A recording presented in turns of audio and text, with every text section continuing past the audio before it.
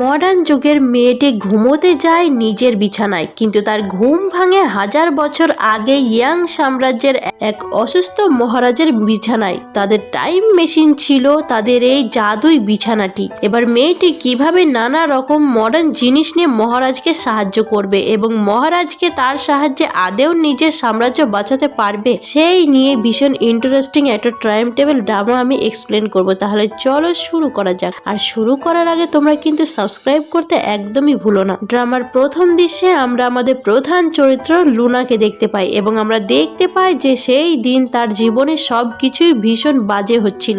আমরা প্রথমত তাকে তার ল্যাবে দেখতে পাই। সে একজন মেডিসিনাল স্টুডেন্ট ছিল এবং এই মেডিসিন সংক্রান্ত কিছু বিষয় নিয়ে রিসার্চ করছিল এবং সেখানে আমরা তার মেন্টরকেও দেখতে পাই এবং তার মেন্টর তো বলে যে লুনা, তুমি খুব সাকসেসফুলি কাজটা করতে পেরেছো, কিন্তু এবারও তোমাকে দুর্ভাগ্যবশত আমরা তোমাকে চুজ করিনি। এবং সেখান থেকে ব্যর্থ হয়ে লুনা তো তার বয়ফ্রেন্ডের সঙ্গে দেখা করতে আসে, কিন্তু তার বয়ফ্রেন্ডও তার সঙ্গে ব্রেকআপ করে দেয় এবং লুনা ক্লান্ত হয়ে বাড়ি ফিরলে দেখে যে তার বাড়ি আলিও তাকে বাড়ি থেকে বার করে দেয়, কারণ সে বাড়ি ভাড়া দেয়নি। এবং লুনা তো বাড়ি থেকে বেরিয়ে ভাবতে থাকে যে এবার আমি কোথায় থাকবো, এবং সে ভীষণই সস্তা এবং ভয়ঙ্কর ভুতুরে একটি জায়গায় বাড়ি ভাড়া পায়। এবং লুনা তো সেখানে গিয়ে রীতিমতো ভয়ই পেয়ে গেছিল, কারণ জায়গাটা ভীষণই ভুতুরে টাইপের ছিল। লুনা ভাবে যে এত সস্তায় বাড়ি পেয়েছিনি মানে নিশ্চয়ই কোনো কিছু গন্ডগোল আছে, কিন্তু আমার কিছুই করার নেই, কারণ আমার কাছে পয়সাও নেই, আমার কাছে চাকরিও নেই। যে ভূতি আসুক না কেন তার সঙ্গেই আমাকে এখানে থাকতে হবে। এই ভেবেই লুনা তো তার বিছানায় উঠে পড়ে এবং শুয়ে পড়ে। এবং আমরা দেখতে পাই যে লুনার বিছানাটা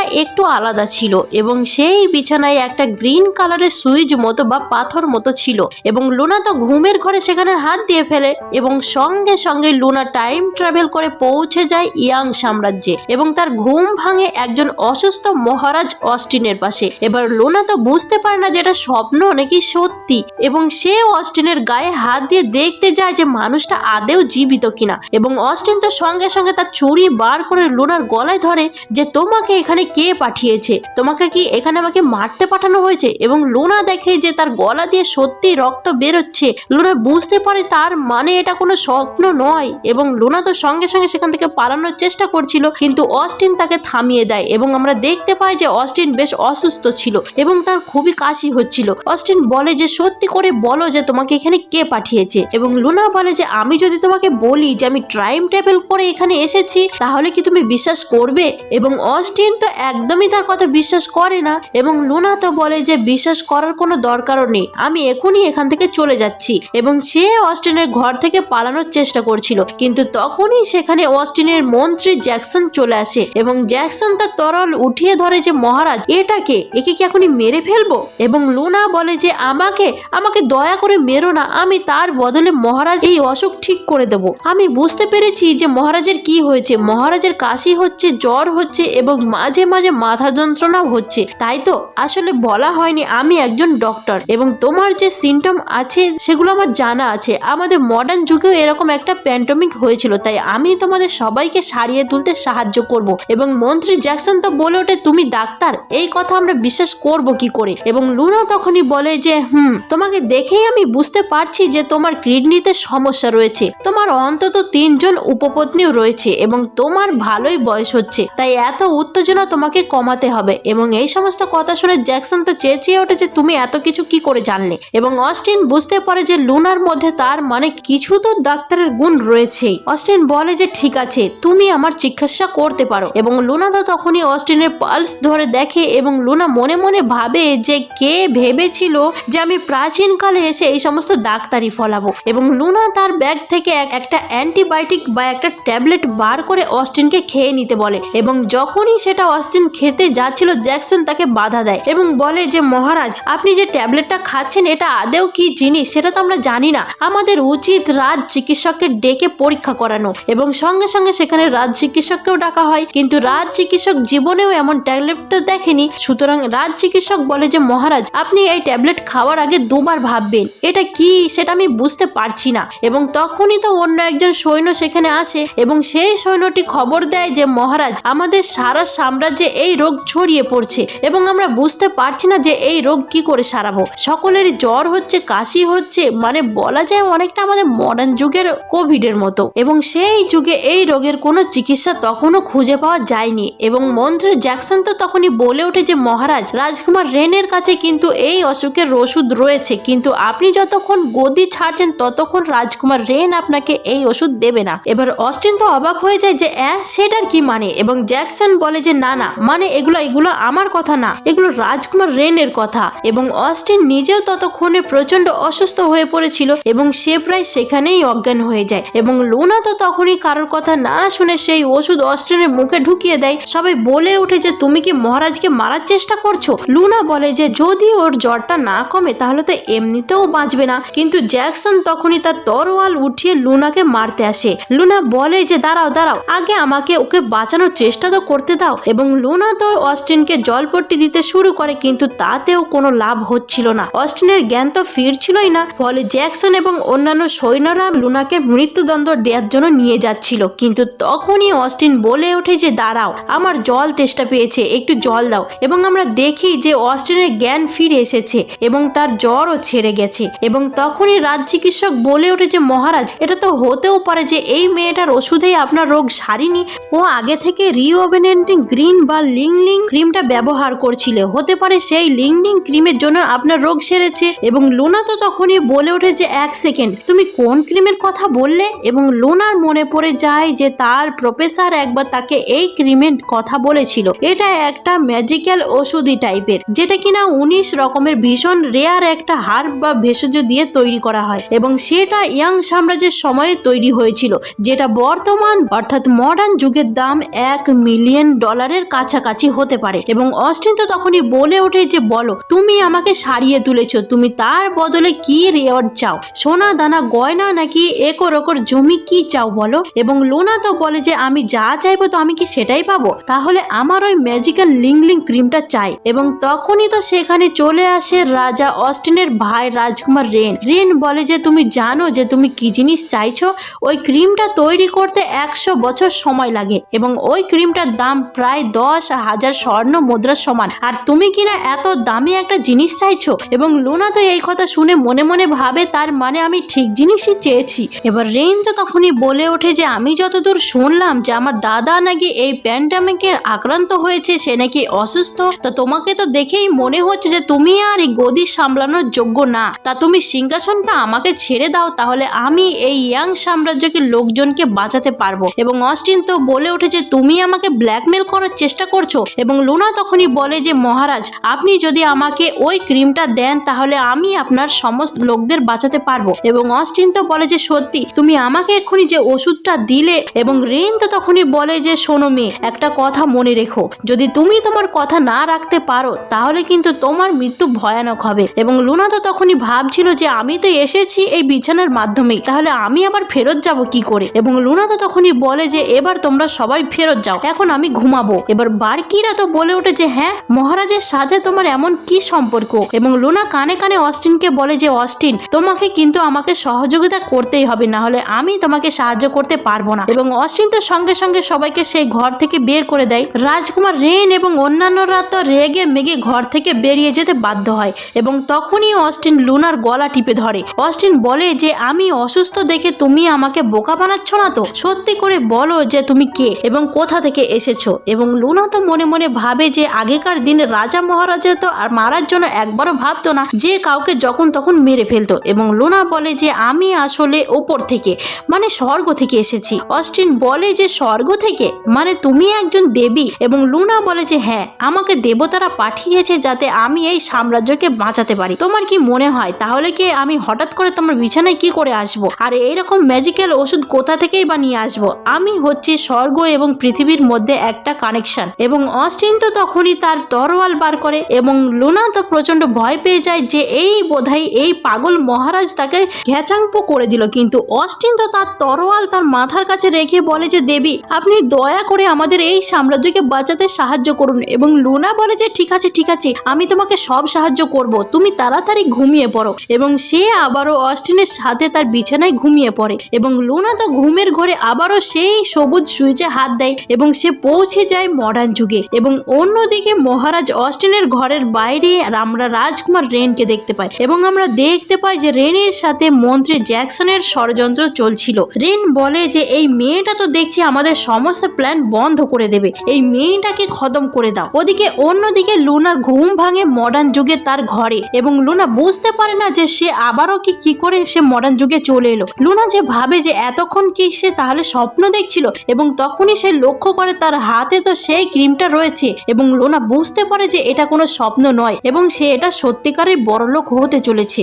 এবং লুনা তো ডক্টর লি এর সঙ্গে দেখা করতে আসে, অর্থাৎ যে প্রফেসর তাদেরকে এই ক্রিমটার ব্যাপারে শিখিয়েছিল, এবং সেখানে আমরা ডক্টর লি এর মেয়ে ডেজিকে দেখতে পাই। ডেজি বলে যে কি ব্যাপার লুনা, তোমার তো চাকরিও গেল বয়ফ্রেন্ডও গেল, এখন কি তুমি আমার বাবার কাছে চাকরি চাইতে এসেছো? লুনা বলে ওঠে যে তুমি আমার বয়ফ্রেন্ডকে চুরি করেছো, লজ্জা লাগে না তোমার এরকম কথা বলতে? তাছাড়া আমি এখানে আমার জন্য না, তোমাদের ল্যাবের জন্যই এসেছি। এবং লুনা তখনই সেই লিং ক্রিমটা দেখায়, এবং ডেজি বলে ওঠে যে এটা চোর বাজার থেকে নকল ক্রিম কিনে এনে তুমি আমাকে ঠকানোর চেষ্টা করছো, এক্ষুনি তুমি আমার বাবার অফিস থেকে বের হয়ে যাও। এবং সে তো লুনাকে ঘাড় ধাক্কা দিয়ে বের করে দেওয়ার চেষ্টা করছিল, কিন্তু ততক্ষণে ডক্টর লি সেখানে চলে আসে। ডক্টর লি বলে যে তোমরা কি নিয়ে কথা বলছো, এবং ডক্টর লি যখন ওয়াইনমেন্টাল ব্যাপারে জানতে পারে সে তো খুবই এক্সাইটেড হয়ে পড়ে, এবং ডক্টর লি নিজে সেই ক্রিমটা টেস্ট করে দেখে।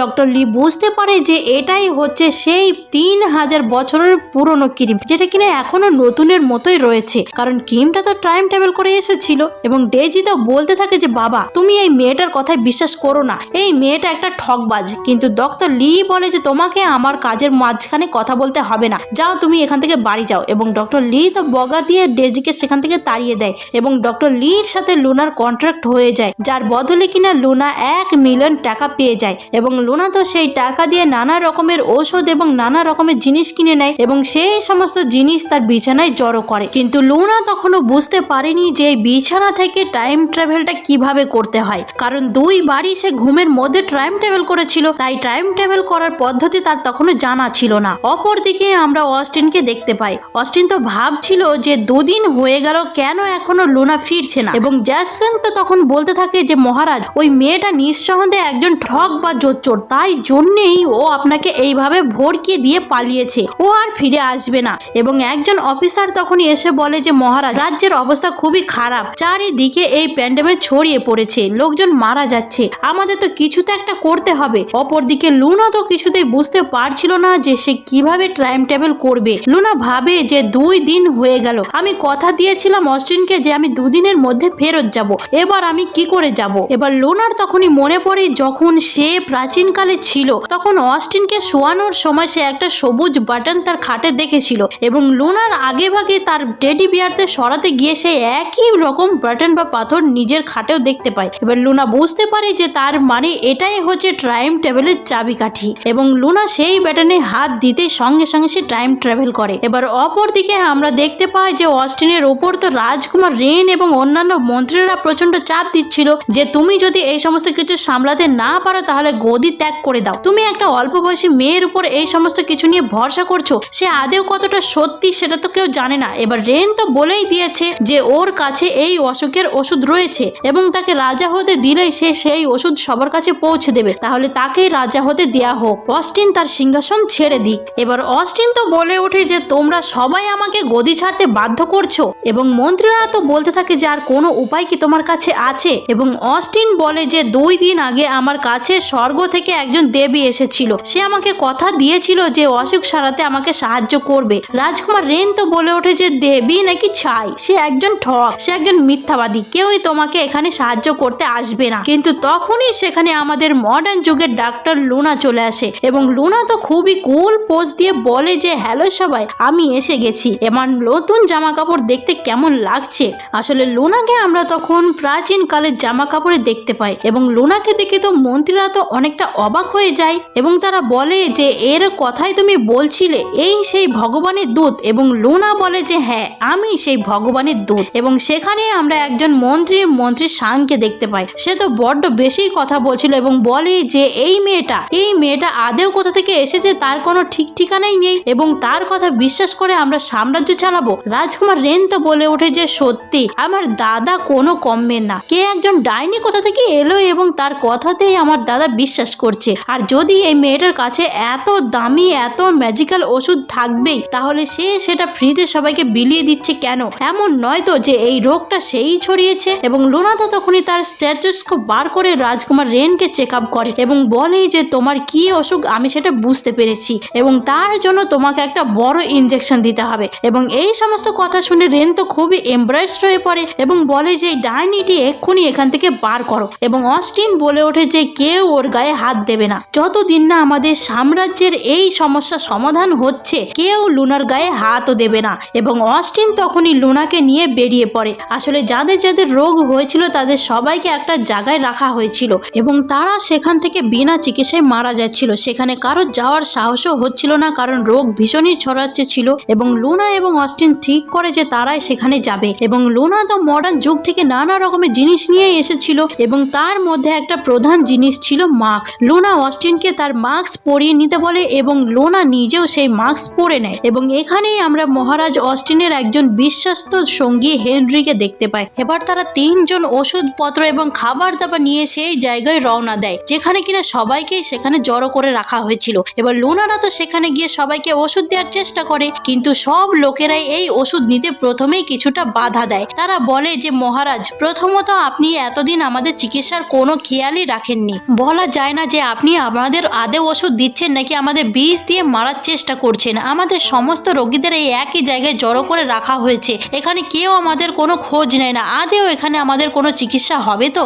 এবং লুনার কথায় কেউই বিশ্বাস করছিল না, তাই জন্যই লুনা তখনই তার মাস্ক খুলে ফেলে এবং লুনা বলে যে এই যে আমি আমার মাস্ক খুলে ফেললাম, এবার তো আমারও তোমাদের মতো এই রোগ হয়ে যাবে, তখন কিন্তু আমি আমার এই ওষুধই খাবো। আর তাই তোমরা আমার কথা বিশ্বাস করো যে এই রোগ হলে এই ওষুধেই কাজ দেবে।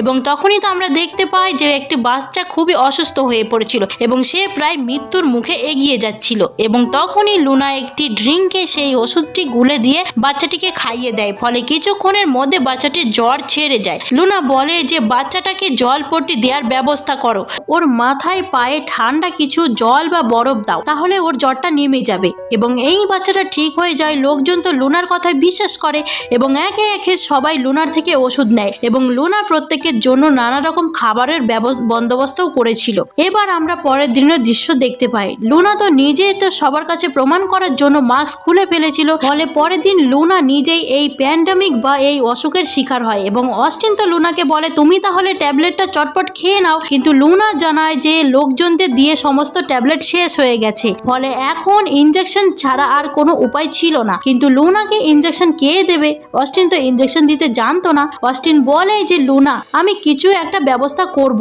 এবং অস্টিন তো তখনই তার গার্ড হেনরিকে তার পাশের একটি তাঁবুতে নিয়ে যায় এবং বলে যে হেনরি, এই প্রথমবার আমি ইনজেকশন দিতে চলেছি, প্রথমটা তো লুনার ওপরে দিতে পারি না, তাই প্রথম পরীক্ষাটা তোমার ওপরেই করে দেখতে হবে। এবং এই বলে মহারাজ অস্টিন তো জোর করে হেনরির পিছনে ইনজেকশন দিয়ে দেয়। এবারে হেনরি তো চেঁচিয়ে ওঠে যে মহারাজ, এটা আপনি কি করলেন? কিন্তু লুনাকে ইনজেকশন দেওয়ার আগেই সেখানে অপর একটি মহিলা চলে আসে যে কিনা এই ক্যাম্পেই থাকছিল এবং সেই মহিলাটি লুনাকে ইনজেকশন দিতে সাহায্য করে, ফলে অস্টিনকে আর কষ্ট করে লুনাকে ইনজেকশন দিতে হয় না। এবার অস্টিন তো লুনার অসুস্থতা নিয়ে খুবই চিন্তিত হয়ে পড়েছিল এবং অস্টিন সর্বক্ষণ লুনার কাছেই বসেছিল। অস্টিন লুনার হাত ধরে তার পায়ের কাছে বসেছিল এবং লুনা যখন যা বলছিল অস্টিন সেটা তার কাছ থেকে বাড়িয়ে দিচ্ছিল। এবার জ্বরের ঘরে লুনা বলে ওঠে যে এই ছেলেটা ওবার কোথা থেকে এলো, কি হ্যান্ডসাম তাই না? এবার অস্টিন তো দেখে যে জ্বরের ঘরে লুনা তো জলটুকুও খেতে পারছিল না। এবার তাই জন্যই অস্টিন তখনই নিজে জল খেয়ে সেটা লুনাকে কিস করে খাইয়ে দেয়। এবার আমরা বুঝতে পারি যে অস্টিন আস্তে আস্তে লুনার প্রতি দুর্বল হয়ে পড়ছিল। সে লুনার হাতে কিস করে এবং সে সারা রাত লুনার হাতের কাছেই বসেছিল। পরের দিন সকালে উঠে লুনা দেখে যে তার কাছে অস্টিন বসে আছে এবং লুনারও তো খুব ভালো লাগে যে একটা কিউট মহারাজ তার জন্য এতটা ভাবছে। এবার পরের দিন সকালে লুনা এবং অস্টিন সেখানে থাকার সমস্ত লোকদের হিট প্যাড দেয় যাতে তারা শীতকালে কোনো কষ্ট না পায় এবং তারা এই সমস্যার সমাধান করে আবারও রাজধানীতে ফিরে আসে এবং সকল রাজ্যবাসী অস্টিনের প্রতি আস্থা আরো জোরদার হয়। মানে রাজকুমার রেন যেটা ভেবেছিল যে এই সুযোগে সে সিংহাসন হাতিয়ে নেবে, কিন্তু সেই প্ল্যান সম্পূর্ণভাবে ফেল করে। এবার মন্ত্রী জ্যাকসন তো তখনই রাজকুমারকে বলে যে রাজকুমার রেন, মেয়েটা মনে হয় সত্যি কোনো দেবতার দূত, তাহলে এবার আমরা কি করব? এবার রেন বলে যে আমরা যদি ওকে মারতে না পারি তাহলে আমরা ওকে চুরি করে নেব, ও যেন আমাদের দলেই থাকে। এবার অপর দিকে তো আমরা লুনা এবং অস্টিনকে দেখতে পাই। অস্টিন তো লুনাকে অনেক ধন্যবাদ জানায় এত সাহায্যের জন্য। এবার অস্টিন বলে যে তার মানে এই সব জিনিসগুলো এই বিছানার মাধ্যমে এখানে এসেছে, এবং লুনা তো বলে যে হ্যাঁ, এবং বলে আমিও এই বিছানার মাধ্যমেই এখানে এসেছি। অস্টিন বলে যে তাহলে কি চাইলে আমিও বিছানার মাধ্যমে তোমার দুনিয়ায় যেতে পারবো? এবং লুনা বলে যে সেটা তো আমি জানি না, কিন্তু তুমি কি ট্রাই করতে চাও? এবং অস্টিন বলে যে ছাড়ো, বাদ দাও, আসলে এখানে একটা গোটা সাম্রাজ্যের এত লোকজন আমার মুখ চেয়ে বসে আছে, তাদের ছেড়ে আমি কি করে চলে যেতে পারি? এবং এই বলেই অস্টিন তো লুনার ক্লোজ হয়ে থাকে কিস করার জন্য, কিন্তু লুনা তো সঙ্গে সঙ্গে সেখান থেকে বেরিয়ে এসে বলে যে আরে না না, এবং সে লজ্জা পেয়ে সেখান থেকে চলে যায়। এবার আমরা দেখতে পাই যে অস্টিন তো লুনার জন্য একজন ব্যক্তিগত কর্মচারীও রেখে দিয়েছিল, যার নাম ছিল পিচ। এবার লুনা যখন পিচের সঙ্গে কথা বলছিল তখনই সেখানে রাজকুমার রেন চলে আসে, এবং রেন বলে যে লুনা, আমি তোমার সঙ্গে একান্তে কিছু একটা কথা বলতে চাই। এবং লুনা তো মনে মনে ভাবে যে এই ব্যাটার আবার কি উদ্দেশ্য, এ আমাকে মেরে ফেলবে না তো? এবং লুনা বলে যে যা বলার তুমি এখানেই বলো। রেন বলে যে আমার মনে হয় যে তুমি একজন খুবই স্পেশাল মানুষ, তাই আমি এখানে তোমাকে আমার মনের কথা বলতে এসেছি। আমার তোমাকে খুবই পছন্দ। আসলে রেন চাইছিল যে এই সমস্ত ভালোবাসার নাটক করে সে লুনাকে নিজের দলে করে নেবে, কিন্তু লুনা তো তখন বলে যে রাজকুমার, আপনি যাই ভাবুন না কেন, কিন্তু আপনাকে নিয়ে আমার কোনো ফিলিংস নেই। এবং লুনা সেখান থেকে পিসকে নিয়ে চলে যায়। এবার এই ঘটনায় রেন তো আরো খেপে যায়, এবং সে ভাবে যে লুনা, যে করেই হোক তোমাকে আমি আমার দলে করবই। এবার আমরা মহারাজ অস্টিনের রাজসভার দৃশ্য দেখতে পাই, এবং সেখানে রেন গিয়ে বলে যে মহারাজ, আমার আপনার কাছে একটা আর্জি রয়েছে। আমি অনেকদিন ধরে লুনাকে পছন্দ করি এবং আমি লুনাকে বিয়ে করতে চাই। আমি চাই আপনি যেন এই বিয়ে মঞ্জুর করেন। এবং এই খবর গিয়ে তো পৌঁছায় লুনার কাছে, এবং এই খবর শোনার পরে তো লুনার মাথা খারাপ হয়ে যায়। অপরদিকে আমরা রাজসভার দৃশ্য দেখতে পাই, এবং সেখানে আমরা মন্ত্রী সাংকে দেখতে পাই, এবং সাং তো বলে যে অস্টিনের হয়ে কথা বলছিল, এবং সে বলে যে মিস লুনা কিছুদিন আগে আমাদের রাজ্যকে এত বড় সাহায্য করেছে, এবং তাকে আমরা ভগবানের দূত বলে মনে করছি। যদি কেউ তাকে বিয়ে করে সেটা হলো মহারাজার অস্টিন করবে, কিন্তু রাজকুমার রেনের সাথে তার বিয়ে হবে এটা তো মেনে নেওয়া যায় না। এবং বাকি মন্ত্রীরা তো রেনের দিকেই কথা বলে, কারণ বাকি মন্ত্রীরা রেনের লোকের ছিল, রেনের দিকেই ছিল। এবং তখনই তো লুনা সেখানে চলে আসে এবং বলে যে আমি নিজেই এই বিয়ে মানি না, সুতরাং এই বিয়ে কখনোই হতে পারে না। এবং লুনা আসার সাথে সাথে মন্ত্রী সাং তো লুনাকে অনেক অনেক করে ধন্যবাদ করে যে এত বড় একটা কাজ করার জন্য। যে সাং কিনা লুনার এত বিরোধিতা করেছিল, সেই এখন লুনার সামনে ঝুঁকে তাকে ধন্যবাদ জানায়। যাই হোক, লুনা তো মহারাজকে বলে যে আমি এখন বিয়ের কথা ভাবছি না, আর তাছাড়া রাজকুমার রেনের প্রতি আমার কোনোই ফিলিংসও নেই, সুতরাং আমি তাকে কোনোভাবে বিয়ে করতে রাজি নই। এবং অস্টিন তো এই কথা সূত্র ধরেই রেনকে বারণ করে দেয়। রেন বলে ওঠে যে ও, তুমি আমাকে বিয়ে করতে দিতে চাও না, তা তুমি লুনার সাথে কি করতে চাও? তুমি কি ওকে সারা জীবন প্রাসাদে বন্দি করে রাখতে চাও? ওকে দিয়ে নিজের কাজ করাতে চাও? এবং লুনা তো তখনই বলে যে রেন, একটা কথা তোমায় বলি, এখানে সবাই আমাকে ভগবানের দূত হিসাবে দেখেছে, এবং আমি সত্যিই তাই। আমার ক্ষমতা আছে, আমার যখন ইচ্ছা আমি এখান থেকে চলে যাব, কিন্তু আমি অস্টিনকে সাহায্য করার জন্যই এখানে এসেছি, এবং কেবলমাত্র একজন সৎ এবং সৎ প্রজাপরায়ণ রাজাকেই আমি সাহায্য করব এবং তার সাথে থাকবো, তোমার মতো একজন লোকের সাথে না। এবার অস্টিন তো তখনই লুনাকে নিয়ে সেখান থেকে চলে যায়, এবং লুনা তো রেনকে জিভ ভেঙচি দিয়ে সেখান থেকে চলে যায়। রেন মনে মনে ভাবে যে তোমাকে যদি আমি নিজের করতে না পারি তাহলে তোমাকে আমি এই পৃথিবীতে আমি বাঁচতেই দেব না। এবার আমরা এই গল্পের মহারাজের অস্টিনের স্ত্রী জোসেফিনকে দেখতে পাই। মানে অস্টিনের একজন স্ত্রী ছিল, এবং সে নামেই অস্টিনের স্ত্রী ছিল, কারণ তখনকার রাজাদের অনেক কিছু রাজনৈতিক বিষয়ে মেনটেন করার জন্যই এরকম বিয়ে করতে হতো। এবং আমরা দেখতে পাই যে রাজকুমার রেন জোসেফিনের সঙ্গে দেখা করতে যায়। রেন বলে যে জোসেফিন, তোমায় দেখতে কি সুন্দর লাগছে, কতদিন তোমার সাথে দেখা করতে আসা হয়নি। এবং জোসেফিন তো বলে যে সত্যি রেন, তুমি একমাত্র জানো যে মেয়েদের প্রশংসা কিভাবে করতে হয়। এবার রেন তো বলে যে হ্যাঁ মহারানী, সত্যি আমাদের মহারাজ এই বিষয় আর কোনোদিনও শিখলো না। এবার জোসেফিন তো তখনই বলে যে রেন, আমি জানি যে তুমি ওই ডাইনির ব্যাপারেই আমার সাথে কথা বলতে এসেছো, কি ব্যাপার বলো। এবার রেন তো জোসেফিন মিলে তো তখনই লুনার বিরুদ্ধে একটা প্ল্যান রচনা করে। রেন বলে যে মহারাজ তো সব সময় এখন ওই মেয়েটার সঙ্গেই ঘুরছে, সুতরাং আর বেশি দিন নেই যে মহারাজ ওকে বিয়ে করে ফেলবে না। তাছাড়া লুনা মেয়েটা কে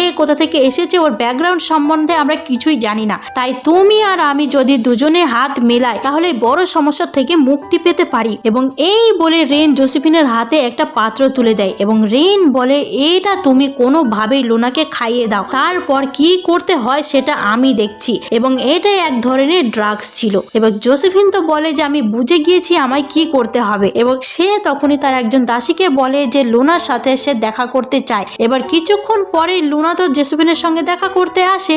এবার জোসেফিন তো অলরেডি ড্রিঙ্কে এই উত্তেজক ওষুধটা মিশিয়ে রেখেছিল এবং তাদের প্ল্যান ছিল যে এই ড্রিঙ্ক খাওয়ার পর লুনা একদম অবচেতন হয়ে যাবে এবং সেই সময় অন্য কারোর সাথে তার সম্পর্ক হবে, যাতে অস্টিন আর লুনার দিকে নজর না দেয়। এবার লুনা তো জোসেফিনের সাথে দেখা করতে আসে এবং লুনা তো ভাবছিল যে আমি সব ড্রামাতেই দেখেছি যে মহারাজের পত্নীরা ভীষণই বদমাইশ হয়, তাহলে এও কি এরকম কেউ? যাই হোক, লুনা তো জোসেফিনের সঙ্গে ভালোভাবেই কথা বলছিল এবং জোসেফিন বলে যে লুনা, কিছুদিন ধরেই দেখছি তুমি মহারাজের সাথে খুব ঘনিষ্ঠভাবে মিশছো। এবং লুনা তো বলে উঠেছে, আরে না না, ওরকম কোনো ব্যাপারই নেই, মহারাজকে আমি কেবলমাত্র সাহায্যই করছি। এবং জোসেফিন বলে যে না লুনা, তোমার সাথে যদি মহারাজের কোনো সম্পর্ক হয় আমার কোনো অসুবিধা নেই, যতই হোক এত বছরে আমি মহারাজকে সন্তান সুখ দিতে পারিনি। আসলে মহারাজ অর্থাৎ অস্টিনের সঙ্গে জোসেফিনের তো কোনো সম্পর্কই ছিল না, তারা কেবলমাত্র নামেই স্বামী স্ত্রী ছিল।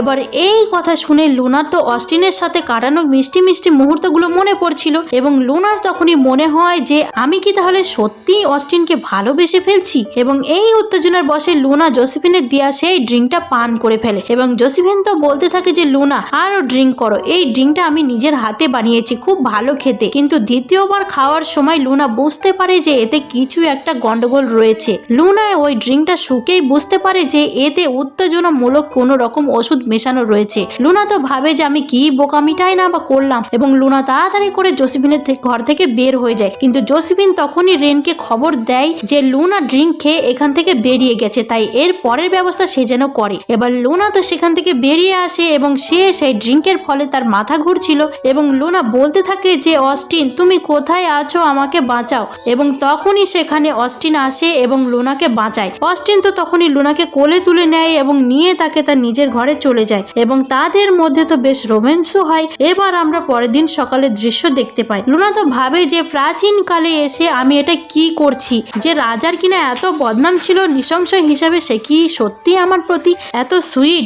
এবার লুনা তো অস্টিনকে বলে যে অস্টিন সত্যি করে বলো তো, লোকজনে তোমাকে এত নৃশংস বলে কিন্তু তা তো একদমই না, লোকজন তোমাকে এমন কেন বলে? এবং তখনই অস্টিন বলে যে আসলে আমার তো রাজা হওয়ার কথাই ছিল না, রাজা হওয়ার কথা ছিল আমার ভাই রেনের। কিন্তু যখন মহারাজ ঘোষণা করে যে পরবর্তী রাজা কে হবে, তখন বেশ কয়েক বছর রেন খুবই অসুস্থ ছিল, তাই জন্যই আমাকে বাধ্য হয়ে রাজা বানানো হয়েছিল। আমি কেবলমাত্র আমার মন্ত্রীর সবার একটা হাতের পুতুল হয়েছিলাম, আমি কখনোই এই সমস্ত কিছু হতেও চাই না। সত্যি বলতে হয়তো রেনের রাজা হওয়া উচিত ছিল, ওর আমার উপরে যে রাগ বা শত্রুতা সেটা হয়তো ন্যায্য। আমি গতদিন এইভাবে রাজা হয়ে থাকতে পারবো সেটাও আমি জানি না, তাই জন্যই আমাকে এত কঠোর দেখাতে হয় নিজেকে, তা না হলে যে কেউ আমার মাথার উপর উঠে পড়তে পারে। এবং লুনা তো তখনই বলে যে অস্টিন আমি তোমাকে কথা দিচ্ছি যে তোমার এই সাম্রাজ্য রক্ষা করতে আমি তোমাকে সাহায্য করব। এবং এই সমস্ত কথা বলে লুনা তো ড্রিঙ্ক করতে করতে সেখানে আবারও অজ্ঞান হয়ে ঘুমিয়ে পড়ে। কিন্তু ঘুমের মধ্যে লুনা এবার একটা স্বপ্ন দেখে। ঘুমের মধ্যে একজন প্রিস্ট বা মগ লুনার সঙ্গে দেখা করতে আসে। এবার লুনা তো বলে ওঠে যে ও তাহলে আপনি হচ্ছেন এই টাইম ট্রাভেল সিস্টেমের ওভার হোস্ট। এবং সেই মগটি বলে যে হ্যাঁ, কিন্তু এখানে আমি তোমাকে একটা অত্যন্ত জরুরি কথা বলতে এসেছি। তুমি নিশ্চয়ই খেয়াল করেছো যে তোমার বিছানায় এবং মহারাজের বিছানায় একটা সবুজ রঙের পাথর বা মণি আছে, যেটা টাচ করলে তোমরা টাইম ট্রাভেল করতে পারো, কিন্তু সেই মণিটা সারা জীবন কাজ করবে না। তোমার এবং অস্টিনের মধ্যে ভালোবাসার সম্পর্ক শুরু হলে অর্থাৎ তোমরা যখনই প্রেমে পড়তে শুরু করবে তখন থেকেই ওই মনির ক্ষমতা কমতে থাকবে এবং আলটিমেটলি যখন তোমরা কমপ্লিটলি একে অপরকে ভালোবেসে ফেলবে তখন চিরকালের মতো এই টাইম ট্রাভেল ব্যাপারটা বন্ধ হয়ে যাবে। অর্থাৎ চিরকালের মতো লুনা এই জগতেই অর্থাৎ প্রাচীন কালে অথবা মডার্ন যুগে ফেসে থাকবে, সে আর টাইম ট্রাভেল করতে পারবে না। এবং এই স্বপ্ন দেখার পরে তো লুনার ঘুম ভাঙে মডার্ন যুগে এবং লুনা বুঝতে পারে যে ঘুমের মধ্যে সে আবারও মডার্ন যুগে ফিরে এসেছে। এবার লুনা তো ভাবে যে এটা কি কোনো স্বপ্ন ছিল? নিশ্চয়ই স্বপ্নই ছিল, এতবার আমি টাইম ট্রাভেল করেছি যে আমার মনে হয় মাথা খারাপ হয়ে গেছে। এবার লুনা এটাও দেখে যে টাইম ট্রাভেল করার সাথে সাথে তার জামা কাপড়ও চেঞ্জ হয়ে গেছে, মানে তার সিস্টেম আপডেট আপডেট হয়ে গেছিল এবং এখন তার টাইম টেবিলের সাথে সাথে তার আপনা আপনি জামা কাপড়ও চেঞ্জ হয়ে যেত। কিন্তু পরক্ষণে লুনা বুঝতে পারে যে ওই স্বপ্নটা কোনো স্বপ্ন ছিল না এবং ওই মঙ্গ যেটা বলেছিল সেটা আসলেই সত্যি কথাই ছিল।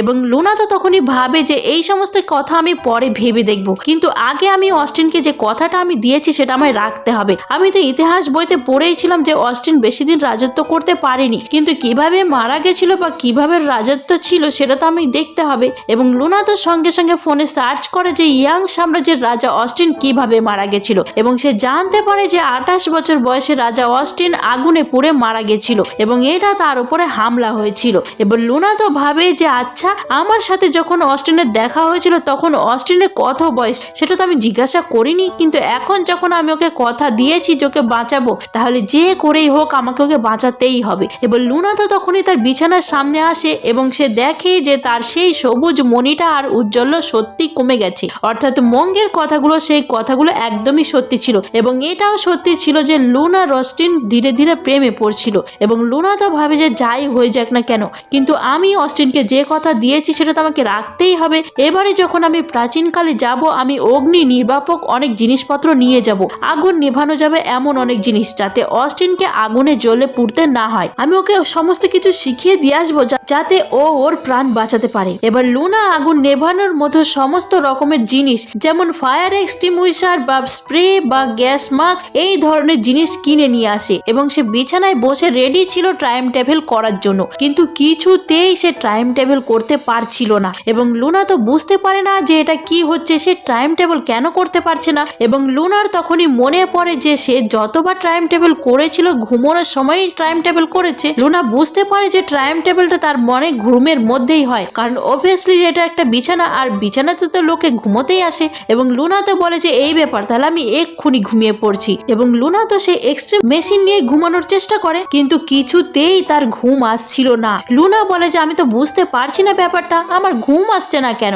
এবার সকাল থেকে তো রাত হয়ে যায় তবুও লুনার ঘুম আসে না। রাতের বেলা তো লুনা ওষুধ খেতে থাকে যাতে তার ঘুম হয়, কিন্তু ঘুমের ওষুধ খেয়েও লুনার ঘুম আসে না। এবার লুনা তো ভাবে যে এই ওষুধে কি তাহলে কাজ দিচ্ছে না, এবং সে তো একটা ফার্মেসিতে কল করে ঘুমের ওষুধ অর্ডার করার কথা বলে, কিন্তু সেখানকার লোকেরা তো ভাবে যে ঘুমের ওষুধ খেয়ে লুনা মনে হয় ভুলভাল কিছু করতে চলেছে, তাই জন্যই তারা ওষুধও পাঠায় না। এবার লুনা তো পড়ে যায় মহা বিপদে, কারণ 2-3 দিন হয়ে গেছিল লুনার ঘুমও আসছিল না। লুনা বলতে থাকে যে ভগবান দয়া করে আমার ঘুমটা এনে দাও, কিন্তু লুনার ঘুম আসে না এবং এইভাবেই 1 সপ্তাহ কেটে যায়। এবার লুনার অবস্থা তো একদম নাজেহাল হয়ে গেছিল, তার চুল তুলটা কাঠের বাসা হয়ে গেছিল এবং সে ডক্টরের কাছে যায়। লুনা বলে যে ডক্টর, প্রায় 1 সপ্তাহ হয়ে গেল আমি রাতের বেলা ঠিকমতো ঘুমোতে পারছি না, আমি না ঘুমোলে আমি কি করে সার্ভাইভ করব। যখনই আমি ঘুমোতে যাচ্ছি তখনই আমার শুধুমাত্র তার কথাই মনে পড়ছে। তাকে আমি কথা দিয়েছি যে আমি তার কাছে আমায় যেতে হবে এবং আমি যদি না ঘুমোতে পারি তাহলে আমি তার কাছে কি করে যাব। এবং ডক্টর তো সব কথা শুনে বলে যে আমার মনে হচ্ছে তুমি যে লোকের কথা বলছো তুমি তার প্রেমে পড়েছো, হয়তো তার কাছে তো সবটা কনভেন্স করলেই তোমার হয়তো ঘুম এসে যাবে। এবং লুনা তো বলে যে হ্যাঁ প্রেমে পড়েছি, কারণ লুনা জানতো যে অস্টিনের সাথে প্রেমে পড়লেই তার টাইম টেবিলের টানেলটা বন্ধ হয়ে যাবে। এবং অপরদিকে আমরা অস্টিনকে দেখতে পাই, অস্টিনও প্রচন্ড চিন্তিত হয়ে পড়েছিল, কারণ এতদিন হয়ে গেল লুনা আসছে না। অস্টিন বলে যে লুনা তো আমাকে কথা দিয়েছিল, তাহলে ও কি মিথ্যে বললো? এমনটা তো কখনো হতে পারে না, আমি জানি যে ও এখানে আসবে। এবং তখনই আমরা সেখানে অস্টিনের কর্মচারী হেনরিকেও দেখতে পাই। হেনরি বলে যে মহারাজ, আপনি যেহেতু মাছ ধরতে চাইছেন তাই আপনাকে চারাও দিতে হবে। এবার অস্টিন তো বলে যে চারা সেটা আবার কি, এবং হেনরি বলে যে আপনি লুনার পছন্দের জিনিস ওর জন্য নিয়ে আসুন এবং ওকে উৎসর্গ করুন যাতে ও আবার ফিরে আসে। এবার অস্টিন তো সঙ্গে সঙ্গে লুনার জন্য নানা রকমের ধন দৌলত গয়না গাটি স্বর্ণ রূপ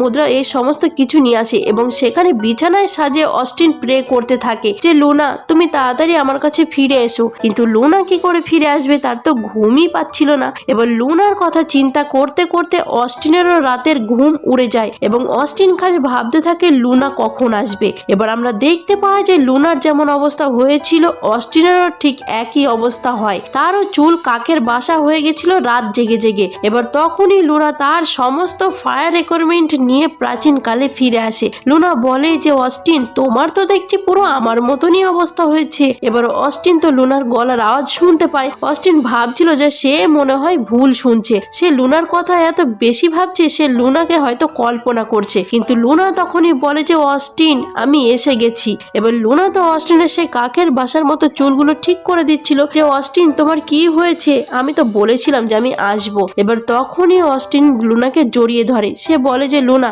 আমার খুবই চিন্তা হচ্ছিল যে তুমি কেন আসছো না, আমি ভেবেছিলাম তুমি হয়তো আর আসবেই না। এবার লুনা তো তখনই বলে যে আরে আমি তো কবে থেকে আসতেই চাইছি, কিন্তু আমার তো ঘুমই আসছিল না, দেখো না ঘুমিয়ে ঘুমিয়ে আমার চোখগুলো পুরো পান্ডার মতো হয়ে গেছে। এবার অস্টিন তো তখনই বলে তাহলে তুমি শেষমেশ তোমার কি করে ঘুম এলো? এবার লুনা তখনই মনে মনে ভাবে যে তোমার কথা ভাবতে ভাবতেই শেষমেশ ঘুম এসেছিল, কিন্তু সে মুখে বলে যে অস্টিন আমি আসলে মন থেকে তোমার কাছে আসতে চেয়েছিলাম, তাই জন্যই আমার ঘুম এসে গেছে। এবার অস্টিন তো তখনই বলে যে লুনা আমার মনে হয় যে কথাটা আমি তোমাকে একটু তাড়াতাড়ি বলে ফেলছি, যে তুমি কি আমাকে বিয়ে করতে চাও, তুমি আমার সাথে সারা জীবন থাকতে চাও? এবার লুনা তো তখনই বলে ওঠে যে বিয়ে মানে তোমার উপপত্নী হয়ে থাকবো। এবং অস্টিন বলে যে হ্যাঁ, কিন্তু তুমি খারাপ কিছু ভেবো না, আসলে জোসেফিনের সাথে আমার তেমন কোনো সম্পর্কই নেই, কেবলমাত্র সাম্রাজ্যের রক্ষার দায়ে আমাকে ওকে বিয়ে করতে হয়েছে, আমি সারা জীবন তোমাকেই ভালোবাসবো। এবার লুনা তো জানতো যে তাদের মধ্যে এমন কোনো সম্পর্ক হলে টাইম টেবিল শেয়ার করতে পারবে না,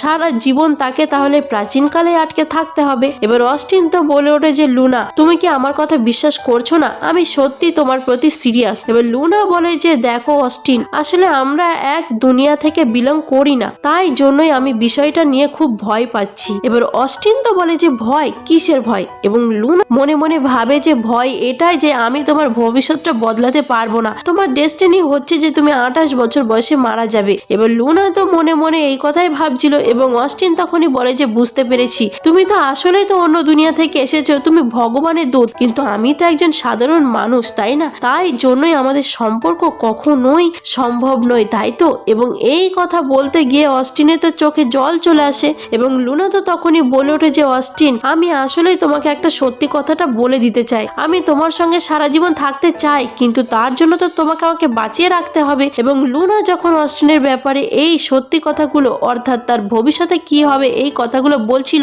তখনই সময় থেমে যায়, অর্থাৎ লুনা কোনোভাবেই অস্টিনকে তার এই ভবিষ্যতের কথা জানাতে পারবে না, এটাই ছিল তার টাইম টেবিলের নিয়ম। এবং লুনা চুপ করে যেতে অস্টিন আবার নর্মাল হয়ে যায় এবং বলে যে লুনা তুমি আমাকে কি বলবে বলছিলে? এবং লুনা তো বলতে থাকে যে অস্টিন তোমার 28 বছর বয়সের জন্মদিন কবে, তুমি সেই জন্মদিনের দিন তোমার মৃত্যুর সম্ভাবনা রয়েছে। কিন্তু আবারও যেই লুনা ভবিষ্যতের কথা বলতে শুরু করে আবারও অস্টিন স্ট্যাচু হয়ে যায়, অর্থাৎ সময় থমকে যায়। লুনা মনে মনে ভাবে যে ভাগ্যিস আমি মডার্ন যুগ থেকে একটা ইতিহাস বই এনেছিলাম, সেই বই এনে আমি দেখাতে পারবো অস্টিনকে যে তার সঙ্গে কি হয়েছিল। এবং লুনা তো সঙ্গে সঙ্গে বইটা নিয়ে আসে, কিন্তু বইয়ে সেই পার্টিকুলার পেজটা খুললে দেখে যে পেজটা পুরোই সাদা, অর্থাৎ অস্টিনের সম্পর্কে ইতিহাস বই যেগুলো লেখা ছিল সেগুলো রীতিমতো মুছে গেছে, কারণ অস্টিনকে কোনোভাবেই কোনো রকমে জানানো যাবে না যে ভবিষ্যতে তার সঙ্গে কি হতে চলেছে, সেটা অস্টিনকে নিজেই ফিগার আউট করতে হবে, অর্থাৎ লুনা যদি তাকে ইনডাইরেক্টলি সাহায্য করে তাহলেই কাজে দেবে।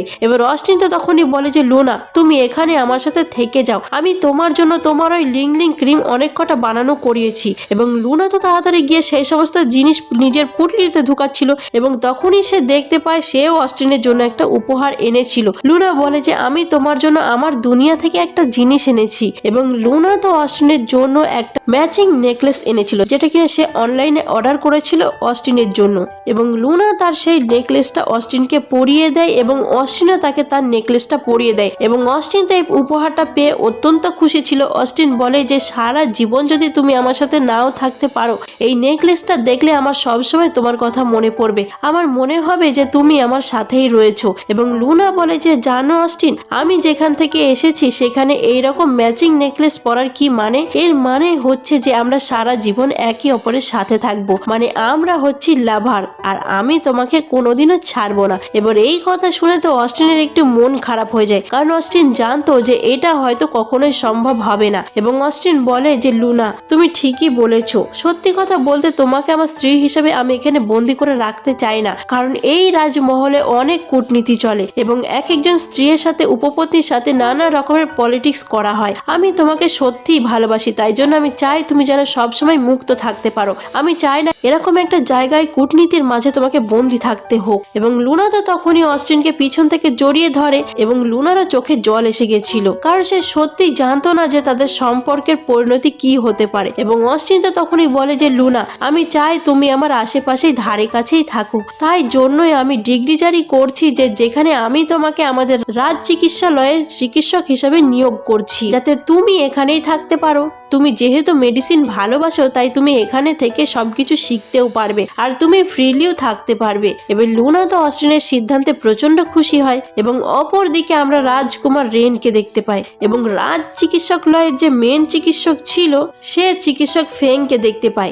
রেন বলে যে দেখো, কিছুদিন পরে লুনা তোমাদের চিকিৎসালয়ে যেতে চলেছে, আশা করছি তুমি বুঝতে পারছো যে তোমায় কি করতে হবে। লুনাকে খতম করতে হবে যেন চিকিৎসালয়ে সে কোনোভাবে শান্তিতে থাকতে না পারে, সেখানে যেন কোনো চান্স না পায় সেই ব্যবস্থা তোমায় দেখতে হবে। এবং ফেন তো অবভিয়াসলি রাজকুমার রেনের ভয়ে কাজ করতে রাজি হয়ে যায়। এবার আমরা দেখতে পাই যে লুনা রাজ চিকিৎসালয়ে আসে এবং তার সঙ্গে তো হেনরিও এসেছিল, কারণ লুনাকে যাতে কেউ বুলি করতে না পারে লুনাকে প্রোটেক্ট করার জন্য হেনরি তার সঙ্গেই এসেছিল। এবং সেখানে আমরা অন্যান্য অভিজ্ঞ চিকিৎসককেও দেখতে পাই। এবার চিকিৎসক ফেন তো তখনই বলে ওঠে যে এই প্রথম কোনো মহিলা চিকিৎসক আমাদের চিকিৎসালয়ে এসেছে, আদেও কি সে এই চিকিৎসালয়ে চিকিৎসক হওয়ার যোগ্য? এবং হেনরি তখনই বলে ওঠে যে মহারাজ নিজে এই ডিগ্রি জারি করেছেন, তুমি কি মহারাজের সিদ্ধান্তকে ভুল বলছো? এবং ফেন বলে যে মহারাজ তো মনে হয় মেয়েটির সৌন্দর্য দেখে গলে গেছে, কিন্তু আমরা তো সৌন্দর্য দেখে গলবো না, আর কারোর রোগ ও সৌন্দর্য দেখে সারবে না। হেনরি তো আবারও তাদের সঙ্গে ঝগড়া করতে যাচ্ছিল, কিন্তু লুনা হেনরিকে থামিয়ে দেয় এবং সে চিকিৎসক ফেনকে বলে যে আপনি আমার পরীক্ষা নিয়েই দেখুন যে আমি আদেও এই চিকিৎসালয়ের চিকিৎসক হওয়ার যোগ্য কিনা। এবং ফেন তো তখনই বলে যে সে 3টে স্টেজে লুনার পরীক্ষা নেবে। এবং লুনা তো মনে মনে ভাবে যে তুমি আমাকে এত বোকা ভেবো না, আমিও মডার্ন যুগের মেডিকেল স্কুল থেকেই পড়াশোনা করে এসেছি, সুতরাং আমি খুব ভালো করেই জানি যে আমি কি করতে পারি। এবং ফেন তো তাকে প্রথম টাস্ক দেয়, যেখানে কিনা একজন রোগীকে না দেখে এবং তার সাথে কোনো কথা না বলে কেবলমাত্র নারী পরীক্ষার সাহায্যে বা তার পালস ধরে বুঝতে হবে রোগীটির কি রোগ রয়েছে। এবং লুনা তো বলে যে ঠিক আছে, আমি তাতে রাজি আছি। এবং আমরা দেখতে পাই যে লুনার চোখ বেঁধে দেওয়া হয় এবং লুনার সামনে পর্দার আড়ালে একটি রোগীকে পেশ করা হয়। এবং লুনা তো তার পাশ ধরে এবং বোঝার চেষ্টা করে যে তার কি হয়েছে এবং লুনা সহজে সেটা বুঝতে পারে। লুনা বলে যে রোগীর বয়স 8 থেকে 10 বছর এবং তার হাতে এবং মুখে নানা রকমের লাল লাল ফোলা র্যাশ ঘা হয়েছে। এবং পর্দা সরালে দেখা যায় যে লুনা একদম ঠিক ডায়াগনোসিস করেছে। এবং অন্যান্য চিকিৎসকরা বলে যে বাহ, লুনা তো খুব ঠিক কথাই বলেছে। কিন্তু ফেন তখনই বলে ওঠে যে সবই ঠিক আছে, কিন্তু ও বলেনি যে রোগীর জেন্ডার কি, অর্থাৎ সে ছেলে না মেয়ে, সুতরাং লুনা ফেল করেছে, লুনার এই ডায়াগনোসিস ঠিক বলে ধরা হবে না। এবং হেনরিতে তখনই লুনার সাপোর্টে বলে ওঠে যে এটা আবার কি, কারোর সাথে কথা না বলে চোখে না দেখেছে কি করেই বা বুঝবে ছেলে না মেয়ে, আর তাছাড়া তো বাকিটা তো ঠিকই বলেছে। এবং লুনা তো হেনরিকে বলে থামিয়ে দিয়ে বলে যে ঠিক আছে বাদ দাও, ওদের সাথে ঝগড়া করে কোনো লাভ নেই। কিন্তু হেনরি তো বলে যে না, তোমাকে এইভাবে বুলি করছে সেটা আমি মেনে নেব না। এবং সে সঙ্গে সঙ্গে অস্টিনের কাছে নালিশ করতে চলে যায়। এবার লুনার দ্বিতীয় রাউন্ড শুরু হয়ে যায় এবং দ্বিতীয় রাউন্ডে লুনার সামনে একটি বয়স্ক লোককে পেশ করা হয়। ফেং বলে যে এই বয়স্ক লোকটির অনেকদিন ধরে কাশি হচ্ছে, তোমাকে এই লোকটির রোগ নির্ণয় করতে হবে এবং লোকটিকে ওষুধ দিতে হবে। 3টে ধূপকাঠি জ্বালাতে যে সময়টুকু লাগে সেই সময়ের মধ্যে তোমাকে লোকটির চিকিৎসা করতে হবে। এবং লুনা তো সঙ্গে সঙ্গে গিয়ে লোকটার চিকিৎসা শুরু করে এবং সে বুঝতে পারে যে বয়স্ক লোকটির কাশি এবং ঠান্ডা লাগার ধাত ছিল এবং সেই থেকে রোগটি সম্ভবত হাঁপানি ধরনের কিছু রোগ হয়েছিল। এবং লুনা তো তার রোগ নির্ণয় করে এবং তাকে একটি ট্যাবলেট খেতে বলে এবং লুনা তাকে একটি নেবুলাইজার দেয় যাতে তার শ্বাস প্রশ্বাসটা নর্মাল হয়। এবং বয়স্ক লোকটি স্বাভাবিকভাবে এগুলো কি জানতো না, তাই প্রথমে এটা সে নিতে চাইছিল না, কিন্তু লুনা তো তাকে প্রায় জোর করে এই নেবুলাইজারটাতে ইউজ করতে বলে, কিন্তু কিছুক্ষণের মধ্যে লোকটি ঠিক হয়ে যায়। এবং ফেং তো বলে ওঠে যে যাই হোক না কেন, একটা তুমি কোনো রকমের টুক্কা দিয়ে সারিয়ে ফেলেছো, কিন্তু এর পরেরটা সারলে তবেই বুঝবো যে তুমি কেমন চিকিৎসক। এবং লুনাকে থার্ড পরীক্ষায় নিয়ে আসা হয়, যেখানে একটি বডি রাখা ছিল। এবং লুনা তো বলে ওঠে যে এবার আমাকে কি করতে হবে। এবং ফেন বলে যে আমি তোমাকে কয়েকটা দেহের পয়েন্টের নাম বলবো এবং তোমাকে ঠিক সেই পয়েন্ট অনুযায়ী সুচ, অর্থাৎ আকু পাংচারে যে সুচ হতো সেইগুলো লাগাতে হবে, মানে যাতে বোঝা যায় যে লুনার দেহের প্রত্যেকটা যাহা পয়েন্ট চেনে কিনা। এবং লুনা তো সেই বডির ওপর থেকে সাদা কাপড় সরায় এবং লুনা ভেবেছিল সেটা হয়তো কোনো মডেল হবে, কিন্তু দেখা যায় সেটা সত্যিকারের কোনো লোক বা পুরুষ শুয়ে রয়েছে। এবং অন্যান্যরা তো বলে ওঠে যে এটা কি করে সম্ভব, এটা তো লুনা তো অসম্মান হবে। কিন্তু ডক্টর ফেন বলে যে না, ও যেহেতু একটা চিকিৎসক তাই এই সমস্ত নিয়ে মাথা ঘামানো উচিত না। এবং লুনা বলে যে ঠিক আছে, আমি এই টাস্কের জন্য রাজি আছি। এবং ডক্টর ফেন তো এক একটা করে দেহের পয়েন্টের নাম বলতে থাকে এবং লুনা সেই অনুযায়ী তার আকু পাংচারের সুচ গাঁথতে থাকে এবং লুনা এই কাজে অত্যন্ত পারদর্শী ছিল। কিন্তু তখনই চিকিৎসক ফেং একটা শয়তানি করে। চিকিৎসক ফেন এমন একটা পয়েন্টের নাম বলে যেটা কিনা সেই লোকটির প্রাইভেট পার্টের জায়গা ছিল, মানে যেটা লুনার পক্ষে খুবই অসম্মানজনক একটা বিষয় ছিল। চিকিৎসক ফেন মনে মনে ভাবে যদি তুমি লজ্জার ভয়ে এটা করতে না পারো তাহলে আমারই ভালো, তাহলে তুমি হেরে গেলে। আর যদি তুমি এটা করে ফেলো তাহলে তোমার নামে সব জায়গায় আমি বদনামি রটিয়ে দেব এবং তুমি যাই করো না কেন দুদিকেই তুমি ফাঁসবে। এবার অন্যান্য চিকিৎসকরাও তো বলতে থাকে যে না, এটা কখনোই একজন মহিলা চিকিৎসককে দিয়ে করানো উচিত না, কিন্তু চিকিৎসক ফেন তাদের সবাইকেই চুপ করিয়ে দেয় এবং লুনা তো বাধ্য হচ্ছিল এই কাজটি করার জন্য। কিন্তু তখনই সেখানে চলে আসে লর্ড ফু এবং লর্ড ফু ছিল ইয়াং সাম্রাজ্যের অত্যন্ত দক্ষ এবং অত্যন্ত গুণী একজন চিকিৎসক যাকে কিনা সবাই মানত। এবার ফু তো এসে প্রথমেই চিকিৎসক ফেনকে বকা দেয় যে তোমার সাহস হয় কি করে, একটা মেয়েকে দিয়ে তুমি এই সমস্ত করাচ্ছ, চিকিৎসকদেরও তো কিছু মরাল থাকে, তুমি কি সেটা ভুলে যাচ্ছ? যা দেখার আমার দেখা হয়ে গেছে, লুনাকে এই চিকিৎসালয়ে কাজ করতে হবে না, লুনা এবার থেকে আমার আন্ডারে আমার কাছে পড়াশোনা করবে, লুনাকে আমি আমার শিষ্য হিসাবে গ্রহণ করলাম। এবং লুনার কাছে তো এটা তো খুবই বড় সুযোগ ছিল এবং লুনা এবার থেকে লর্ড ফুয়ের আন্ডারে তার চিকিৎসা নানা রকম অ্যাডভান্স জিনিসপত্র শিখতে শুরু করে। এবার ফ্ল্যাশব্যাকে আমরা দেখতে পাই যে আসলে অস্টিন লর্ড ফুকে পাঠিয়েছিল, কারণ অস্টিন বুঝতেই পেরেছিল যে চিকিৎসক ফেন এবং অন্যান্যরা লুনাকে বুলি করতে পারে। এবং লুনা তো লর্ড ফুকে বলে যে সে এবার থেকে তাহলে পড়াশোনার সাথে সাথে লর্ড ফুয়ের এই ইউনিভার্সিটিতেই থাকবে। আর তাছাড়া মোনা তো ভেবেই ছিল যে অস্টিনের থেকে একটু দূরত্ব রাখতে হবে, কারণ অস্টিনের সাথে প্রেম করা চলবে না। সে অস্টিনের প্রতি যত দুর্বল হবে তার টাইম টেবিল করা তত সুযোগ ততই কমতে থাকবে। ফলে লুনা ইচ্ছা করে অস্টিনের সাথে নিজের দূরত্ব বাড়িয়ে নেয়।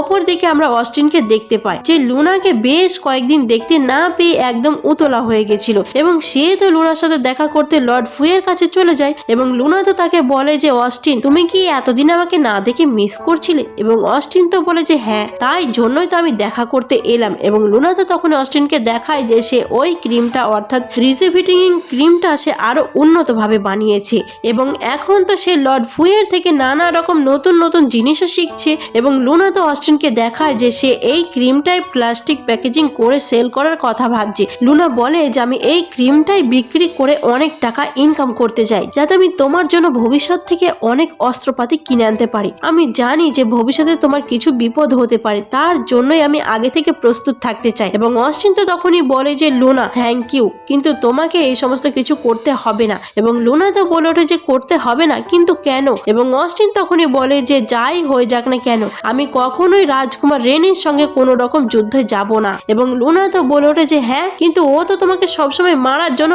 উতলা হয়ে আছে, ও তোমার সিংহাসন নেয়ার জন্য যা কিছু করতে পারে, আর তুমি বলছো যে তুমি কখনো ওর বিরুদ্ধে যুদ্ধ করবে না। এবং অস্টিন তখনই বলে যে রেনই আমার একমাত্র পরিবার, আমার পরিবারের আর কেউই বেঁচে নেই শুধুমাত্র রেন ছাড়া, সুতরাং যাই হয়ে যাক না কেন আমি ওর উপরে হামলা করতে পারবো না। এবং লুনা তো বলে যে আমি বুঝতে পারছি যে তুমি তোমার ভাইকে মারতে চাও না, কিন্তু তোমাকেও তো বেঁচে থাকতে হবে, তোমার তো কোনো ক্ষতি আমি দেখতে পারি না। এবং অস্টিন বলে যে আমার বেঁচে থাকা কেন, আমার আবার কি হবে? এবং লুনা তো তখনই বলে ওঠে যে তোমার 28তম জন্মদিনে তোমার উপর হামলা হবে। এবং তখন আবারও আগের মতো সময় থমকে গিয়েছিল এবং লুনা আবারও অস্টিনকে এই কথাটা বলতে পারে না, অর্থাৎ অস্টিনের ভবিষ্যৎ লুনা তাকে জানাতে পারে না। কিন্তু অস্টিন বুঝতে পারে যে কোনো একটা কারণে লুনা খুবই চিন্তিত। অস্টিন বলে যে তুমি কেঁদো না, আমি তোমার সব কথা শুনেই চলবো, কিন্তু আমার খালি ভয় লাগে যে তুমি যদি আরো একবার চলে যাও আর তারপরে ফিরতে না পারো তাহলে। এবং লুনা বলে যে তুমি আমাকে বিশ্বাস করো তো, আমি তোমাকে যা বলেছি সেই কথা আমি সব সময় রাখবো, আমি খুব তাড়াতাড়ি সবকিছু নিয়ে ফিরে আসবো। এবং এই বলে লুনা তো অস্টিনকে কিস করে। এবার আমরা দেখতে পাই যে লুনা তার সেই বানানো রিজুভেটিং ক্রিম নিয়ে মডার্ন যুগে চলে আসে এবং লুনা তো মডার্ন যুগে এসে তার ফোনের ইন্টারনেটে চেক করে যে আচ্ছা অস্টিন ঠিক কোন দিনে যিনি মারা গেছিল, ওর জন্মদিনের দিন। এবং লুনা বুঝতে পারে যে অস্টিনের জন্মদিন অর্থাৎ তার 28তম জন্মদিন হতে তার মাত্র 5 দিন বাকি। সুতরাং যা করার লুনাকে এই 5 দিনের মধ্যেই করতে হবে। এবং লুনা তো আবার তার সেই ক্রিম নিয়ে ডক্টর লি এর কাছে যায় যাতে সে আগের বারের মতো ডক্টর লি এর থেকে টাকা ইনকাম করতে পারে। ডক্টর লি তো তাকে বলে যে লুনা এবার তুমি কত টাকা চাইছো, এবং লুনা বলে যে আমার টাকা চাই না, আমার আসলে কিছু অস্ত্রপাতি চাই, কিছু বড় বড় বন্দুক, কিছু গ্রেনেড, মেশিন গান, এই সমস্ত কিছু। এবং ডক্টর লি তো বলে যে কিন্তু সেগুলো তো ইনলিগেল জিনিস, আমি এইভাবে কি করে তোমাকে অস্ত্র এনে দেবো, এগুলো তো সম্ভব নয়, আর এত অস্ত্র নিয়ে তুমি কি বা করবে। লুনা বলে সেটা আমি আপনাকে বোঝাতে পারবো না, কিন্তু সেগুলোই আমার চাই। এবং লুনা ডক্টর লি যখন এই সমস্ত কথা বলছিল তখন ডক্টর লির মেয়ে ডেজি এই সমস্ত কিছু শুনছিল। এবং ডেজি হঠাৎ করে তার বাবার কাছে এসে বলে যে বাবা, আমাদের একজন আঙ্কেল আছে না, সেই আঙ্কেলের তো এই সমস্ত ইনলিগেল ব্যবসা রয়েছে, আমরা তো তার সাহায্যে তো লুনাকে হেল্প করতেই পারি। এবং লুনা ভাবে যে ডেজি হঠাৎ আমাকে সাহায্য করছে, আজকে সূর্য পশ্চিম দিকে উঠেছে। কিন্তু যাই হোক না কেন, লুনার তো কাজ হওয়া নিয়ে কথা। এবং লুনা তো তার ক্রিম ডক্টর লি কে দিয়ে দেয় এবং বলে যে ডক্টর লি আপনি তাড়াতাড়ি কিছু ব্যবস্থা করে আমাকে জানাবেন। এবং এই বলে লুনা চলে যায়। এবং লুনা চলে যেতেই সেই ক্রিমটা ডেজি নিয়ে নিতে যাচ্ছিল, কিন্তু ডক্টর লি তো তখন তাকে ঠাস করে চড় মেরে বলে যে ডেজি আমার কাজের মাঝখানে তুমি একদম আসবে না। এবং ডেজি বলে যে বাবা তুমি কি বুঝতে পারছো না, লুনা যখন এতবার এই ক্রিমটা বানিয়ে আনছে তার মানে ক্রিমের ফর্মুলা ওর কাছে রয়েছে, এবং আমরা এতবার টাকা দিয়ে ওর থেকে ক্রিম কেন নেব, আমরা ডাইরেক্ট ফর্মুলাটাই ওর থেকে নেব। এবং ডক্টর লি তো তার মেয়ের কোনো কথাই শোনে না এবং তাকে সেখান থেকে রীতিমতো তাড়িয়ে দেয়। এবং লুনা তো বাড়িতে এসে আবারও ল্যাপটপে দেখছিল যে আর কি কি ইতিহাসে হয়েছিল। এবং তখনই সেখানে হাজির হয় ডেজি, এবং তারই সাথে ছিল লুনার এক্স বয়ফ্রেন্ড, যার সাথে কিনা বর্তমানে ডেজিরই সম্পর্ক ছিল। এবং তারা তো এসে লুনার হাত পা মুখ বেঁধে ফেলে এবং তারা বলে যে লুনার এই ফর্মুলা নিশ্চয়ই তার বাড়ির কোথাওই রয়েছে, সুতরাং খুঁজে দেখা যাক যে কোথায় রয়েছে। এবং লুনা তো বলে যে ফর্মুলা বাড়িতে কোথাওই নেই, কারণ ফর্মুলাটা আমার মাথার মধ্যে রয়েছে। এবং তখনই তারা লুনার হাত পা খুলে দেয় এবং বলে যে এখনই আমাদের সেই ফর্মুলাটা লিখে দাও। এবং লুনা তো বলতে থাকে যে দেখো তোমরা আমার সামনে এমন বসে থাকলে আমি তো ভয়ে কাঁপছি, তোমরা দয়া করে ঘরের বাইরে যাও, আমি এক্ষুনি ফর্মুলাটা তোমাদের লিখে দিচ্ছি। এবং লুনা তো ক্যালেন্ডার দেখে যে সেই দিনই ছিল 18 তারিখ, অর্থাৎ অস্টিনের জন্মদিন, মানে লুনাকে সেই দিনই ফেরত যেতে হবে, যে করেই হোক না কেন অস্টিনকে তাকে সাহায্য করতেই হবে। এবার লুনা তখনই তার এক্স বয়ফ্রেন্ডকে বলে যে শোনো আমি না তোমাকে কানে কানে বলছি যে ফর্মুলাটা কি। এবার যেই তার এক্স বয়ফ্রেন্ড তার কাছে আসে, লুনা তো রীতিমতো তাকে লাথি মেরে ফেলে দেয় এবং তাকে ঠাই ঠাই করে মারতে থাকে যে হ্যাঁ আমাকে কিডন্যাপ করা। এবার এই সমস্ত মারপিটের আওয়াজ শুনে তো ডেজিও তো ভিতরে চলে আসে। এবার এই সমস্ত মারপিটের আওয়াজ শুনে বাইরে থেকে ডেজিও তো চলে আসে এবং ডেজি তার ছুরি দিয়ে লুনাকে মারতে যায়, কিন্তু তখনই লুনা তার বিছানায় পড়ে যায় এবং সে টাইম টেবিল করে চলে যায় ইয়াং সাম্রাজ্যে। এবার তখনই আমরা অপরদিকে রাজসভায় অস্টিনকে দেখতে পাই এবং আমরা দেখতে পাই যে রাজকুমার রেন ততক্ষণে অস্টিনের বিরুদ্ধে বিদ্রোহ ঘোষণা করে দিয়েছিল এবং সে যুদ্ধ ঘোষণা করে দিয়েছিল। এবং অস্টিন তো বলতে থাকে যে হেনরি আমাকে তো লুনা কথা দিয়েছিল যে ও আসবে, তাহলে লুনা কখন আসবে। এবার হেনরি তো বলতে থাকে যে লুনা কখন আসবে সেই ভরসায় আমাদের বসে থাকলে কি হবে, কিন্তু ততক্ষণে সেখানে লুনা সত্যিই চলে এসেছিল এবং লুনা তো অস্টিনের দিকে ছুট লাগায় এবং অস্টিনও লুনার দিকে ছুট লাগায় এবং তারা একে অপরকে জড়িয়ে ধরে। লুনা বলে যে ভাগ্যিস আমি ঠিক সময় আসতে পেরেছি। এবার হেনরি তো তখনই বলে যে মহারাজ আপনাকে তাড়াতাড়ি এখান থেকে পালাতে হবে। এবং লুনা, অস্টিন, হেনরি তারা তো পালানোর চেষ্টা করে, কিন্তু আমরা দেখতে পাই রেন ততক্ষণে তার সেনাবাহিনী নিয়ে চলে এসেছিল। হেনরি বলে যে মহারাজ আপনারা এগিয়ে যান, আমি চেষ্টা করছি ওদেরকে আটকানোর। এবং হেনরি রেনকে আটকানোর চেষ্টা করে, অর্থাৎ সে রেনের বাহিনীর দিকে ছুটে যায়। এবার অস্টিন আর লুনা তো তাড়াতাড়ি তাদের ঘরে ঢুকে সেই সমস্ত আগুন নেভানোর জিনিসপত্র নিয়ে নিয়েছিল এবং লুনা বলে যে অস্টিন এগুলো তোমার কাছে রাখো, একটু পরে ওরা আগুন লাগিয়ে দেবে,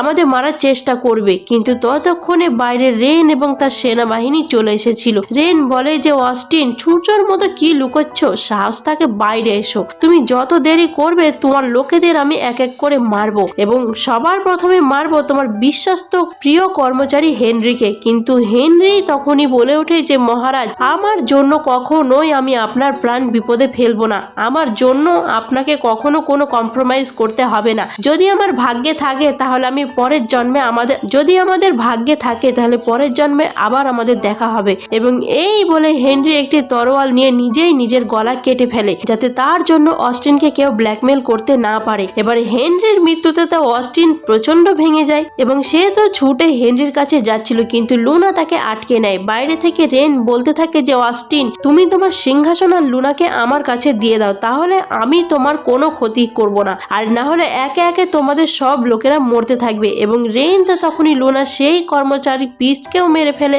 লুনা বলতে থাকে যে রেন, এরকম করে তুমি রাজা হবে ভেবেছো? যে লোক সাধারণ মানুষদের হত্যা করে ব্ল্যাকমেল করে রাজা হয়, সে কখনোই রাজা হিসেবে টিকতে পারবে না। এবং অস্টিন তো তখনই লুনাকে বলে যে লুনা, এখানে একটা পেন্টিং আছে এবং সেই পেন্টিং এর পিছনে একটা গোপন সুড়ঙ্গ রয়েছে, তুমি সেখান থেকে তুমি পালিয়ে যাও, আমি রেনকে সামলে নিচ্ছি। কিন্তু লুনা বলে যে অস্টিন, আমি কখনোই তোমাকে ছেড়ে কোথাও যাব না, যদি আমাদের কোথাও যেতে হয় তাহলে আমরা একসঙ্গেই যাব, আর যদি মরতে হয় তাহলে এখানেই আমরা একসঙ্গেই মরবো। এবং ততক্ষণ তো রেনের লোকেরা বাইরে আগুন লাগিয়ে দিয়েছিল।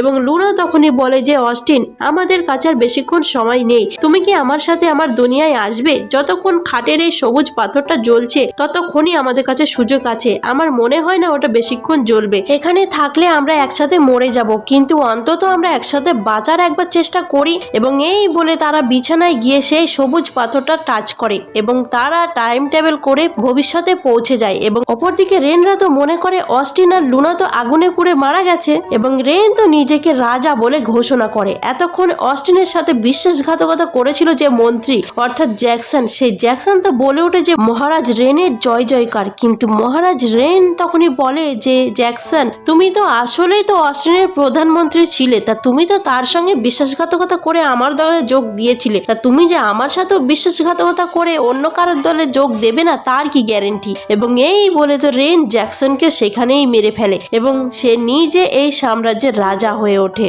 এবার অপরদিকে আমরা লুনা এবং অস্টিনকে দেখতে পাই, তাদের ঘুম ভাঙে মডার্ন যুগে, কিন্তু সেটা লুনার বাড়িতে ভাঙে না, সেটা ভাঙে এই ওয়াং সাম্রাজ্যের প্যালেসে, অর্থাৎ ভবিষ্যৎকালে যেখানে প্যালেসটি সংরক্ষিত অবস্থায় ছিল। এবং মডার্ন যুগে অবভিয়াসলি সেটা টুরিস্ট প্লেস ছিল এবং সেখানেই লুনা অস্টিনের ঘুম ভাঙে। এবং লুনা তো সেখানে ঘুম থেকে উঠে তার কর্মচারী পিসকে দেখতে পায় এবং সে পিসকে জড়িয়ে ধরে যে পিস, তুমি এখনো বেঁচে আছো? কিন্তু আমরা বুঝতে পারি যে এটা আসলে প্রাচীন কালের পিস ছিল না, এটা পিসের পুনর্জন্ম ছিল বলা যেতে পারে। পিস এই জন্মে এই প্যালেসেরই একজন ট্যুর গাইড ছিল এবং সেখানে যারা লোকজনেরা ছিল তারা তো লুনাকে প্রাচীন কালের পোশাকে দেখে এবং তারা ভাবে যে লুনা হয়তো কোনো কস প্লে করছে, তাই জন্যই তারা তো লুনার ফটো তুলতে শুরু করে। এবং অপর দিকে আমরা অস্টিনকে দেখতে পাই, অস্টিনও সেই প্রাসাদের অপর প্রান্তে ছিটকে পড়েছিল এবং ঘুম ভেঙে সে চোখের সামনে হেনরিকে দেখতে পায়। সে তো হেনরিকে জড়িয়ে ধরে যে হেনরি, তুমি এখনো বেঁচে আছো? কিন্তু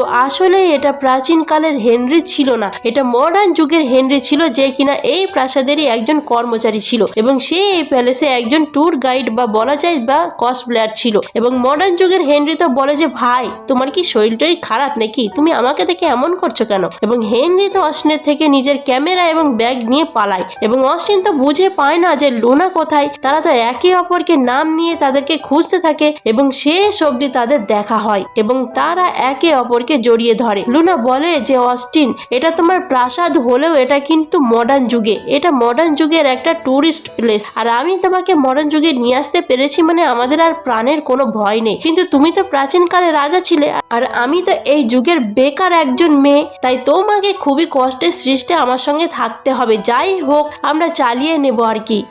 এবং তখনই অস্টিন লুনাকে দুটো চুলের কাঁটা দেখায় এবং অস্টিন বলে যে এগুলো বিক্রি করলে আমরা কত টাকা পাবো? আসলে অস্টিন এগুলো লুনাকে উপহার দেওয়ার জন্য বানিয়েছিল।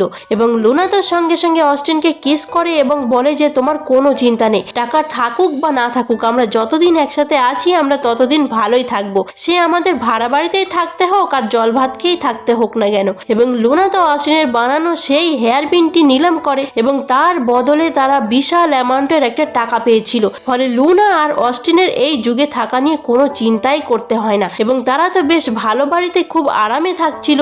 এবং অস্টিন তো একদম মডার্ন যুগের মতো পোশাক পরে নিয়েছিল এবং লুনা তো তখনই ল্যাপটপ খুলে দেখে যে আচ্ছা রাজা রেনের এরপর কি হয়েছিল। এবং লুনা জানতে পারে যে রেন আসলে মাত্র 22 দিনই রাজত্ব করতে পেরেছিল, তারপর সাধারণ লোকেরাই তাকে গদি থেকে নামিয়ে দেয়, ফলে রেনের যে এত কষ্ট করে অস্টিনকে সরিয়েছিল সেই সুখ সে বেশি দিন ভোগ করতে পারেনি। যাই হোক, এবার অস্টিন তো মডার্ন যুগের এই কায়দা কানুন আস্তে আস্তে শিখে নিচ্ছিল এবং সে লুনাকে মডার্ন যুগের মতো একটি আংটি দিয়ে প্রপোজ করে এবং বলে যে লুনা, আমার ভগবানের দূত, তুমি কি আমার সঙ্গে সারা জীবন থাকবে? এবং লুনা লুনা তো তাতে অবভিয়াসলি রাজি হয় এবং তারা একে অপরকে কিস করে এবং এখানেই আমাদের এই টাইম টেবিল ড্রামাটি শেষ হয়। তা তোমাদের এই ড্রামাটি এন্ডিংটা কেমন লাগলো? ওরা প্রাচীনকালে থেকে গেলে ভালো হতো নাকি মডার্ন যুগের এন্ডিংটা বেশি ভালো হয়েছে? সেটা কিন্তু কমেন্ট করে জানাতে একদমই ভুলো না। ড্রামাটি ভালো লাগলে এখনই লাইক, শেয়ার, কমেন্ট এবং সাবস্ক্রাইবও করে দিও। Thank you for watching.